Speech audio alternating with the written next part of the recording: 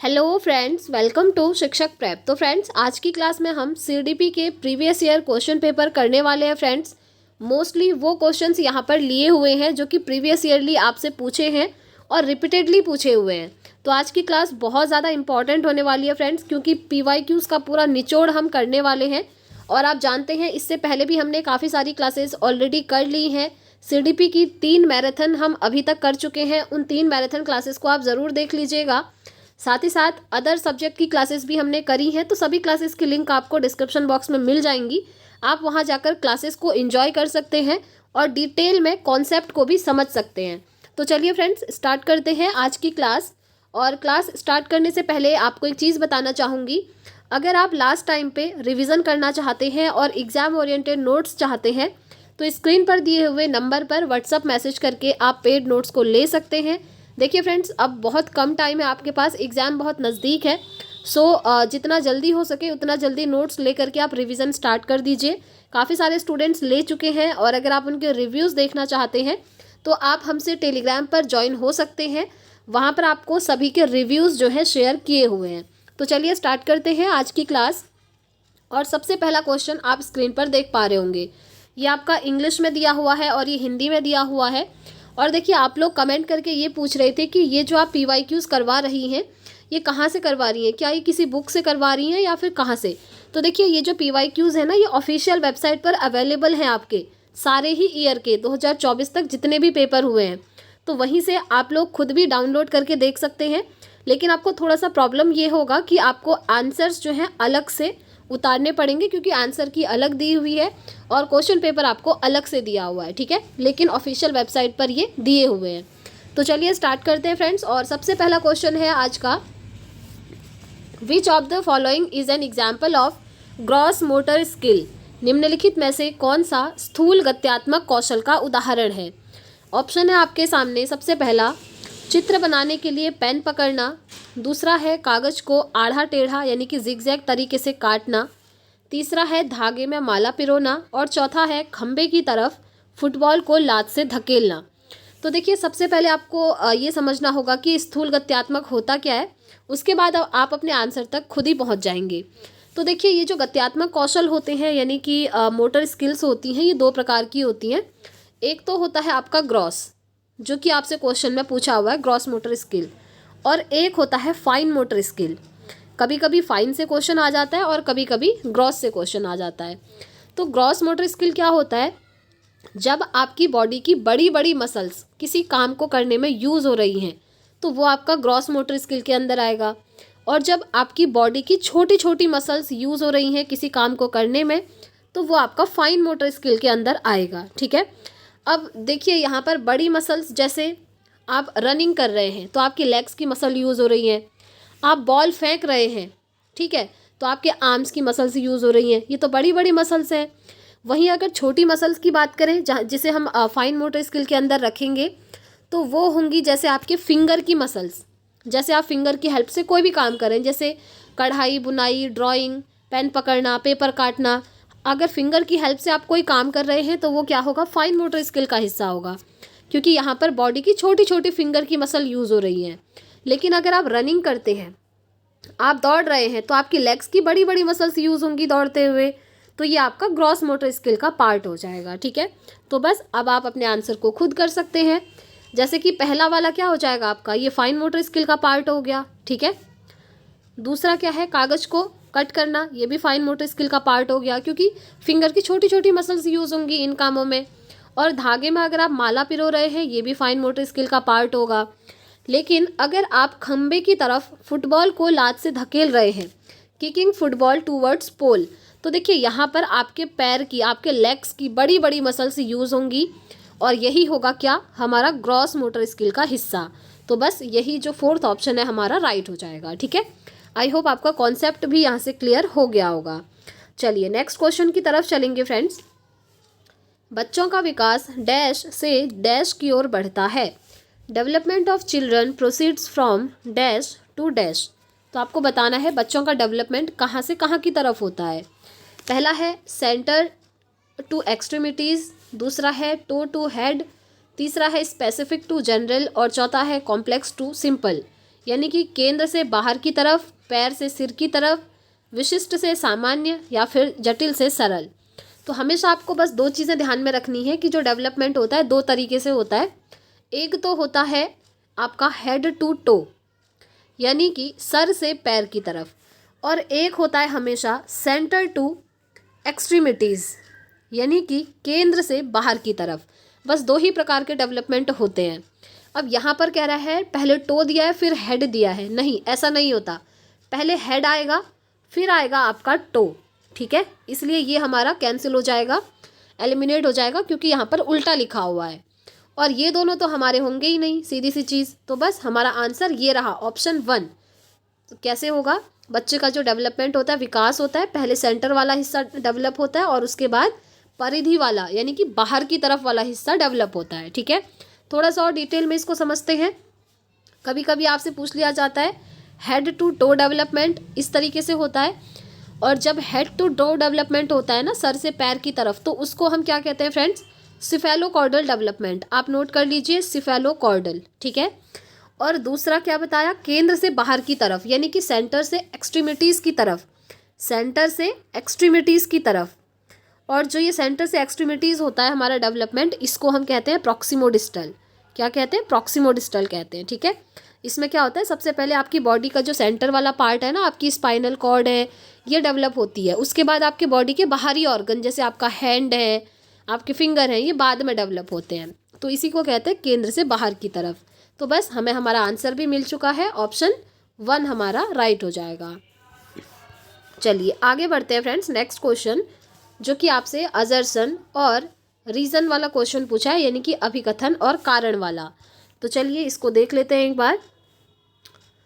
ये है हमारा क्वेश्चन नंबर 3, ठीक है। चलिए क्वेश्चन देखिए, अभिकथन दिया हुआ है कि बच्चे का सामाजिकरण सर्वप्रथम परिवार में उसके माता पिता द्वारा होता है। जी हाँ, हम पढ़ते हैं ना कि जो बच्चे का सोशलाइजेशन है सबसे पहले उसकी फैमिली में होता है, ये तो ठीक है। कारण कह रहा है कि परिवार बच्चों के सामाजिकरण का प्राथमिक कारक है। जी हाँ, ये बिल्कुल सही है, ये इसी को तो एक्सप्लेन कर रहा है कि जो बच्चे का सोशलाइजेशन है वो सबसे पहले परिवार में होता है, और जो परिवार है वही बच्चे के सामाजिकरण का प्राथमिक कारक माना जाता है, यानी कि प्राइमरी एजेंसी मानी जाती है, ठीक है। तो ये दोनों ही सही है, तो इसीलिए हम कहेंगे इसका राइट आंसर ऑप्शन 1 हो जाएगा। ए और आर दोनों सही हैं और आर ए की सही व्याख्या करता है, ठीक है। हमें आंसर मिल चुका है। चलिए आगे बढ़ते हैं फ्रेंड्स, क्वेश्चन नंबर 4 पे हम पहुंच चुके हैं, ये रहा आपके सामने। तो चलिए क्वेश्चन देख लेते हैं। जीन पियाजे के संज्ञानात्मक विकास के सिद्धांत के अनुसार निम्नलिखित में से कौन सी अवधारणा 3 से 6 वर्ष की आयु वाले बच्चों को सिखानी चाहिए। बताइए कौन सी अवधारणा सिखानी चाहिए 3 से 6 वर्ष की आयु के बच्चे को। संरक्षण, अनुक्रमता, सांकेतिक प्रतिनिधिकरण या तार्किक अनुप्रयोग। देखिए 3 से 6 वर्ष की अवस्था है तो बच्चा यहाँ पर संरक्षण और अनुक्रमता ये तो नहीं सीख पाएगा, सिंपल सी चीज़ है। कंजर्वेशन और सीरिएशन नहीं, बल्कि क्या, सिंबॉलिक रिप्रेजेंटेशन, ठीक है।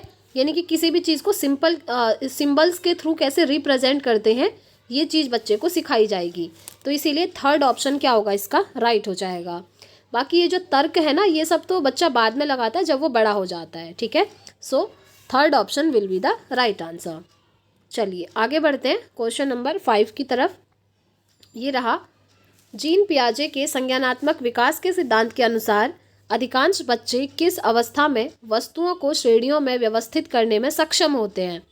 यानी कि वस्तुओं को एक श्रेणी में व्यवस्थित कर रहे हैं, ठीक है। इंग्लिश में देख लेते हैं कि वस्तुओं को क्या कर रहे हैं, कैटेगरीज में डिवाइड कर पा रहे हैं। तो ऐसा कौन सी स्टेज में होता है अकॉर्डिंग टू जीन पियाजे। पहला है संवेदीगामक अवस्था, दूसरा है पूर्व संक्रियात्मक, तीसरा है मूर्त और चौथा है औपचारिक। पहले आपको इसका क्रम याद रख लेना है फ्रेंड्स। ये जो संज्ञानात्मक विकास का सिद्धांत दिया है जीन पियाजे ने, तो ये इसी क्रम में दिया हुआ है, ठीक है। याद करने की ट्रिक भी मैं आपको बता दूं, SPCF। S मतलब सेंसरी मोटर, जिसे हिंदी में संवेदीगामक कहते हैं। P फॉर प्री ऑपरेशनल, जिसे हम पूर्व संक्रियात्मक कहते हैं। C फॉर कॉन्क्रीट यानी कि मूर्त संक्रियात्मक, and F for formal operational यानी कि औपचारिक, ठीक है। तो ये सीक्वेंस हो गया। अब आपसे पूछा है कि कौन सी स्टेज में बच्चा वस्तुओं को कैटेगरी में रखना जो है शुरू कर देता है। तो वो स्टेज होती है फ्रेंड्स आपकी ये वाली मूर्त संक्रियात्मक अवस्था, जिसे हम इंग्लिश में कहते हैं कॉन्क्रीट ऑपरेशनल स्टेज। यहाँ पर अगर आप बच्चों को कुछ शेप दे देंगे ना, जैसे आपने कुछ शेप दे दिए, ठीक है, कुछ ट्राइंगल है, कुछ आपने सर्कल दे दिए, कुछ इस तरीके से दे दिया, कुछ इस तरीके से दे दिया, कुछ इस तरीके से दे दिए। अगर आप कहेंगे कि आप इनको सीरीज़ में लगाओ, अलग अलग करो और जो एक जैसे हैं उनको एक साथ लगा दो, तो बच्चे लगा देंगे। ये जो ट्राइंगल है इनका अलग एक ग्रुप बना देंगे, ये जो सर्कल है इनका अलग से ग्रुप बना देंगे, ये जो आप देख रहे हैं वर्ग है इसका अलग से ग्रुप हो जाएगा, आयत का अलग हो जाएगा, ठीक है। इस तरीके से बच्चा ग्रुप्स में इनको लगाना स्टार्ट कर देता है। तो वो कहाँ स्टार्ट होता है हमारा मूर्त संक्रियात्मक की अवस्था में, ठीक है। चलिए आगे बढ़ते हैं फ्रेंड्स। नेक्स्ट क्वेश्चन देखिए, क्वेश्चन नंबर 6 आपसे पूछा हुआ है, डैश का प्रयोग जीन पियाजे द्वारा संज्ञानात्मक मानसिक अवधारणाओं के वर्णन के लिए किया गया था। बताइए किस चीज़ का प्रयोग किया गया था। बहुत ही अच्छा क्वेश्चन है फ्रेंड्स। अब इसको आप ना इजीली कर सकते हैं। कैसे? अगर हम पाड़ की बात करें तो इसकी बात तो पियाजे करते ही नहीं है, इसकी बात कौन करते हैं? वाइगॉत्स्की करते हैं। तो ये ऑप्शन तो ऐसे ही एलिमिनेट हो गया। दूसरा, यहाँ पर देखिए समीपवर्ती विकास का क्षेत्र जिसे हम कहते हैं जोन ऑफ प्रॉक्सिमल डेवलपमेंट, इसकी बात भी वाइगॉत्स्की करते हैं, ना कि जीन पियाजे। तो ये भी ऐसे ही एलिमिनेट हो गया। अब ये जो दो टर्म है इनकी बात करते हैं जीन पियाजे। अब आंसर इन्हीं दो में से एक होगा, ठीक है। अब कौन सा होगा वो आपको थोड़ा सा कॉमन सेंस यूज़ करना होगा। तो देखिए मानसिक अवधारणाओं का वर्णन यानी कि कॉग्निटिव मेंटल कॉन्सेप्ट्स की बात हो रही है। जब आप किसी भी चीज़ का एक कॉन्सेप्ट क्रिएट करते हैं अपने दिमाग में, तो क्या आप उसको वस्तु स्थायित्व कहेंगे? जी नहीं। ऑब्जेक्ट परमानेंस होता है वस्तु स्थायित्व, यानी कि बच्चे को ये पता होता है कि जो वस्तु है वो स्थायी है, वो एग्जिस्ट करती है, ठीक है। तो ये तो नहीं होता है। तो सिंपल सा हमारा आंसर क्या हो जाएगा? स्कीमा हो जाएगा, ठीक है। स्कीमा का प्रयोग जीन पियाजे द्वारा संज्ञानात्मक मानसिक अवधारणाओं के वर्णन के लिए किया जाता है।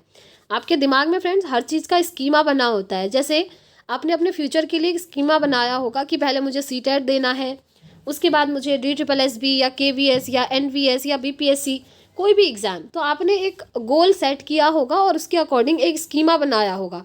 हम कह सकते हैं एक डायग्राम या फिर एक फ्लो चार्ट प्रिपेयर किया होगा अपने माइंड में कि आपको किस फील्ड में जाना है। ये तो आपका ऑलरेडी जो है आपने डिसाइड किया है कि टीचिंग फील्ड में जाना है, इसीलिए आप सीटेट एग्ज़ाम दे रहे हैं ना। तो यही होता है स्कीमा, जो कि हर चीज़ का हमारे दिमाग में बना होता है।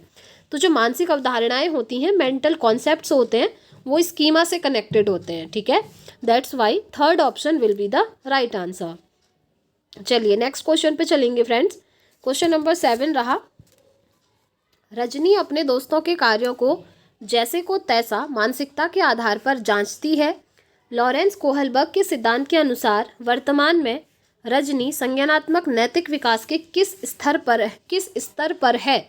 जैसे को तैसा, टिट फॉर टैट वाली कंडीशन कौन सी है, ये आपसे पूछा हुआ है। अब देखिए इन्होंने, आप जानते हैं ये जो कोहलबर्ग है, इन्होंने जो नैतिक विकास का सिद्धांत दिया उसमें 3 इन्होंने बात करी, 3 स्तर बताए। कौन कौन से? परंपरागत, पूर्व परंपरागत और उत्तर परंपरागत, ये 3 स्तर बताए हैं, ठीक है। ये वाले स्तर की तो बात ही नहीं करी इन्होंने, इसकी बात तो जीन पियाजे ने करी है, तो इसको तो आप ऐसे ही एलिमिनेट कर देंगे, ठीक हो गया। अब आंसर होगा इन तीनों में से एक। अब कौन सा होगा? तो देखिए इसकी बात होती है पूर्व परंपरागत की अवस्था में, यानी कि इंग्लिश में बोलते हैं प्री कन्वेंशनल पीरियड, ठीक है। जो फर्स्ट स्टेज है, यानी कि पहला स्तर है इनका, उसी के अंदर जैसे को तैसा वाली कंडीशन आती है। जैसे एक बच्चे ने दूसरे बच्चे की पेंसिल तोड़ दी, तो दूसरे बच्चे के मन में भी आता है कि इसने मेरी पेंसिल तोड़ी है, तो आज मैं इसका इरेज़र तोड़ दूंगा या फिर इरेज़र फेंक दूंगा। इस तरह की चीज़ें, टिट फॉर टैट वाली कंडीशन, उसने मेरे साथ जैसा किया है मैं भी सेम वैसा ही करूंगा या करूंगी। तो ये होता है पूर्व परंपरागत की अवस्था में, अकॉर्डिंग टू लॉरेंस कोहलबर्ग। ये भी याद रखना है, ठीक है। तो इसीलिए फ्रेंड्स सेकंड ऑप्शन इसका राइट हो जाएगा। चलिए आगे बढ़ते हैं। नेक्स्ट क्वेश्चन, क्वेश्चन नंबर 8 पर हम पहुंचे हुए हैं। क्वेश्चन है, जब विद्यार्थी किसी प्रश्न का हल खोजने के दौरान समस्या का सामना करते हैं तो अध्यापक विद्यार्थियों को किस तरह पाठ प्रदान कर सकते हैं? पहले ये समझ लीजिए पाठ क्या है। अभी जस्ट ऊपर भी ये वर्ड आया था, इसकी बात ये याद रखना है, पहले वाइगॉत्स्की करते हैं, ठीक है, पाठ की बात। और पाठ का मतलब होता है हेल्प करना, बच्चों को हेल्प करना, यानी कि उनकी मदद करना, ठीक है। तो क्वेश्चन में पूछा हुआ है कि किसी प्रश्न का हल खोजने के दौरान समस्या का सामना करते हैं बच्चे, तो अध्यापक किस तरीके से उनको हेल्प दे सकते हैं, ये पूछा हुआ है सिंपली क्वेश्चन। ठीक है, पहला है उनमें असफलता का भय पैदा करके। जी नहीं, कभी भी भय पैदा नहीं करना है बच्चों के मन में, ऐसे तो बच्चों को डर लगने लगता है, वो पढ़ ही नहीं पाएंगे। दूसरा है उन्हें प्रश्न का आधा समाधान प्रस्तुत करके।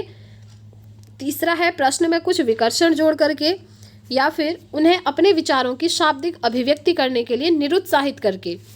तो देखिए बेस्ट क्या होता है ना, कि जैसे आपने बच्चे को कोई प्रॉब्लम दे दी, आधी प्रॉब्लम तो बच्चे ने खुद ही सॉल्व कर दी, और जो बची हुई आधी प्रॉब्लम है उसको सॉल्व कराने में टीचर बच्चे की हेल्प करेंगे। यही होता है पाठ प्रदान करना, कि उन्हें प्रश्न का आधा समाधान आप बता सकते हैं। ऐसा नहीं है कि आपने प्रॉब्लम दी और खुद ही कह रहे हैं बच्चों से कि पूरा सॉल्यूशन आप ही निकालो। नहीं, हो सकता है बच्चा स्टार्ट कर रहा है सॉल्यूशन निकालना, लेकिन थोड़ा बहुत आ रहा है और थोड़ा बहुत नहीं आ रहा है। तो जहाँ पर उनको नहीं आ रहा है वहाँ पर एज अ टीचर आपकी रिस्पॉन्सिबिलिटी है कि आप बच्चे को क्या करेंगे, हेल्प देंगे, यानी कि पाठ प्रदान करेंगे। ठीक है, सो सेकंड ऑप्शन इसका राइट हो जाएगा। चलिए आगे बढ़ते हैं फ्रेंड्स, नेक्स्ट क्वेश्चन देखिए। क्वेश्चन नंबर 9 है, सिद्धांतकारी और उनके द्वारा प्रतिपादित विचार का सही युग्म आपको चुनना है। ठीक है, पहला है लेव वाइगोत्स्की। देखिए यहाँ पर ना सीधे सीधे सिद्धांत के नाम पूछे हुए हैं, कितना इजी क्वेश्चन है। यहाँ पर सिर्फ और सिर्फ इनके द्वारा जो थ्योरीज दी गई हैं उनके नाम पूछे हुए हैं, और ये चीज़ें आई थिंक आप सबको याद भी होंगी। लॉरेंस कोहलबर्ग, इन्होंने जो थ्योरी दी है, अभी एक क्वेश्चन में आया भी था, नैतिक विकास का सिद्धांत दिया है, और यहाँ लिखा है संवेगात्मक परिपक्वता, तो ये तो सही होगा ही नहीं। देखिए जीन पियाजे पाड़ की बात करते हैं? नहीं, पाड़ की बात कौन करते हैं, वाइगोत्स्की करते हैं। ठीक है, ये चीज़ मैंने आपको ऊपर बताई हुई थी। तो इस तरीके से देखिए कुछ क्वेश्चन काफ़ी इजी आपको मिल जाएंगे। हार्वर्ड गार्डनर की बात करते हैं, इन्होंने जी घटक बुद्धि की बात करी थी? नहीं, इन्होंने तो बहुबुद्धि का सिद्धांत दिया था। ठीक है, यानी कि मल्टीपल इंटेलिजेंस की थ्योरी दी थी। जी फैक्टर की बात इन्होंने नहीं करी थी। जी फैक्टर की बात किसने करी थी, इसकी बात करी थी बिने ने, अल्फ्रेड बिने ने करी थी। ठीक है, इसलिए ये भी एलिमिनेट हो गया। पहला हमारा सही है कि लेव वाइगोत्स्की ने जो सिद्धांत दिया उसका नाम है सांस्कृतिक उपकरण का सिद्धांत, या इसको आप कह सकते हैं सांस्कृतिक विकास का सिद्धांत, एक ही बात है। ठीक है, कल्चरल टूल्स की बात यही करते हैं, तो इसीलिए यही क्या होगा, हमारा राइट आंसर होगा, क्योंकि आपको यहाँ पर सही युग्म का चयन करना था। जीन पियाजे क्या देते हैं, जीन पियाजे ने संज्ञानात्मक विकास का सिद्धांत दिया है। ठीक है, ये भी ध्यान रखना, इन सभी के बस थ्योरीज के आपको नाम याद रखने हैं, आपका काम बन जाएगा। चलिए आगे बढ़ते हैं friends, next question. A progressive classroom promotes, एक प्रगतिशील कक्षा किसे समुन्नत करती है, बताइए। ज्ञान सृजन करने की चाह, विद्यार्थियों में परस्पर विमुखता का भाव, सामाजिक संदर्भों से अलगाव, या फिर विषय वस्तु का कंठस्थीकरण। तो हमेशा ध्यान रखें फ्रेंड्स कि जो प्रगतिशील कक्षाएं होती हैं, प्रोग्रेसिव क्लासरूम्स होती हैं, वो हमेशा नॉलेज को कंस्ट्रक्ट करने की बात करती हैं। वो कहती हैं कि बच्चे जो है खुद से ज्ञान का निर्माण कर सकते हैं, बस उनको एक सही डायरेक्शन मिलने की देर है। तो ज्ञान सृजन करने की चाह, ये हमारा सही हो जाएगा, क्योंकि ये इसी चीज़ को प्रमोट करती है। ठीक है, तो first option will be the right answer. और देखिए फ्रेंड्स, अगर आपने अभी तक टैग वर्ड्स वाली वीडियोस नहीं देखी है ना, तो एक बार उन्हें देख लीजिएगा, क्योंकि अगर आप उन्हें देख लेंगे ना फ्रेंड्स, तो आपका 80% काम तो ऐसे ही बन जाएगा। चाहे आपने थ्योरी पढ़ी हो या ना पढ़ी हो, आप ऑप्शंस को एलिमिनेट करके अपने आंसर तक 100% पहुँच ही जाएंगे फ्रेंड्स। एक बार आप उन वीडियोज़ को ज़रूर देखें, ये चीज़ आपको खुद रियलाइज़ होगा। चलिए आगे बढ़ते हैं क्वेश्चन नंबर 11 की तरफ। ये रहा जो कि हार्वर्ड गार्डनर से रिलेटेड पूछा हुआ है। ठीक है, तो क्वेश्चन है, मधुलिका नृत्य और योग कला में निपुण है। हार्वर्ड गार्डनर के अनुसार उसके पास किस प्रकार की बुद्धि उच्च स्तरीय है। नृत्य करने में और योग कला में वो बहुत अच्छी प्रोफिशिएंट है, निपुण है, तो उसके अंदर कौन सी वाली जो बुद्धि है वो अच्छी होगी। अंतःवैयक्तिक, अंतर्वैयक्तिक, शारीरिक गति संवेदी, या फिर संगीतात्मक। तो देखिए जब कोई भी व्यक्ति अगर नृत्य कर रहा है, डांस कर रहा है, या फिर योग कर रहा है, तो आपको पता है कि बॉडी सबसे ज़्यादा मूव करती है। बॉडी मूवमेंट सबसे ज़्यादा इन्हीं चीज़ों में होता है, एक तो डांसिंग में और दूसरा योगाज में। ठीक है, एक्सरसाइज वगैरह में। तो जो लोग ये चीज़ें करेंगे उनके अंदर कौन सी बुद्धि अच्छी होगी, तो उनके अंदर होगी फ्रेंड्स शारीरिक गति संवेदी बुद्धि। ये तो नाम से ही क्लियर है। शारीरिक गति संवेदी यानी कि बॉडीली काइंस्थेटिक, वो बॉडी को अच्छे से मूव कर रहे हैं ना, बॉडी से रिलेटेड चीज़ें, तो बस यही इसका आंसर हो जाएगा। बाकी अगर यहाँ पर पूछा होता कि वो बहुत अच्छा गाना गाती है, तो इसका आंसर फिर हो जाता कि उसमें म्यूजिकल इंटेलिजेंस अच्छी है, यानी कि वो संगीतमय बुद्धि उसमें अच्छी है। ठीक है, तो दोनों चीज़ें याद रखनी है। इंटरपर्सनल क्या होता है? जब कोई एक व्यक्ति किसी दूसरे व्यक्ति को बहुत अच्छे से समझने लगता है, उसके मन के भाव को समझने लगता है, तो उसके अंदर इंटरपर्सनल इंटेलिजेंस होती है।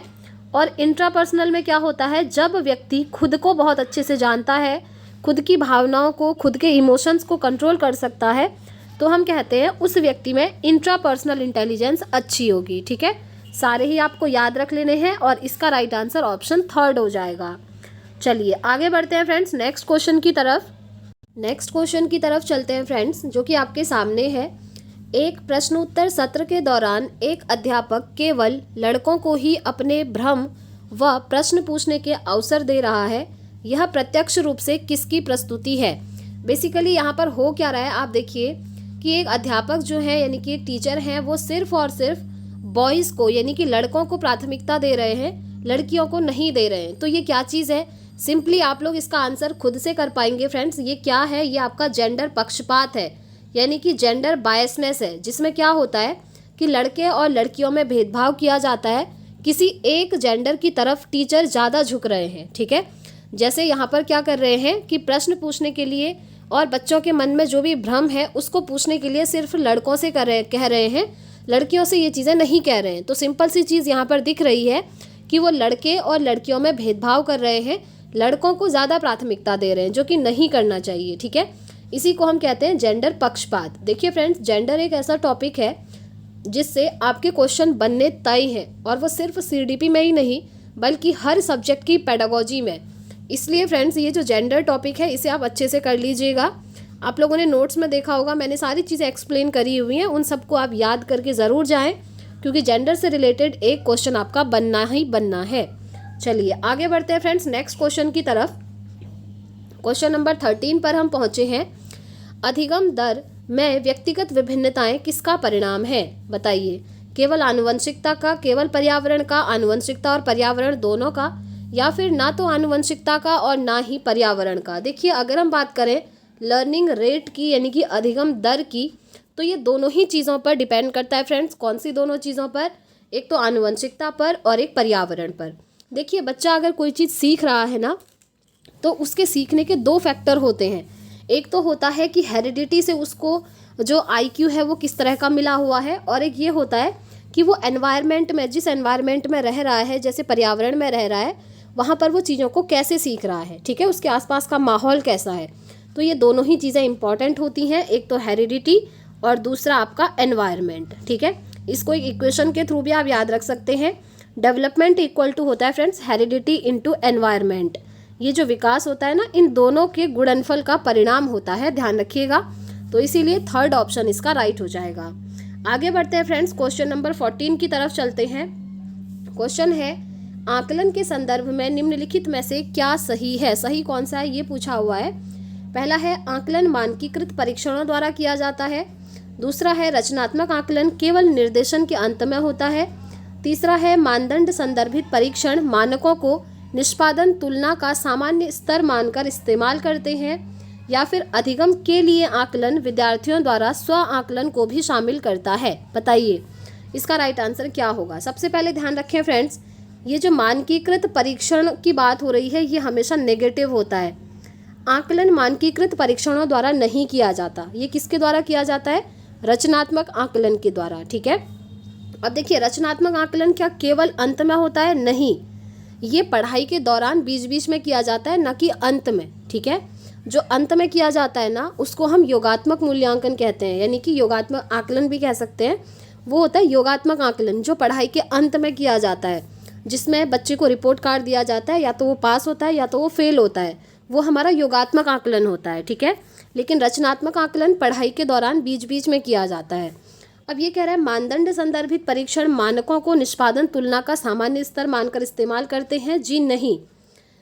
एंड 4th है कि अधिगम के लिए आकलन। जी हाँ, ये बिल्कुल सही है कि जो असेसमेंट फॉर लर्निंग होता है उसमें सेल्फ असेसमेंट भी इन्वॉल्व किया जाता है, यानी कि जो स्टूडेंट्स हैं, जो बच्चे हैं, वो खुद का असेसमेंट भी करते हैं असेसमेंट फॉर लर्निंग के अंदर। ठीक है, तो इसीलिए फोर्थ ऑप्शन इसका सही हो जाएगा। चलिए आगे बढ़ते हैं।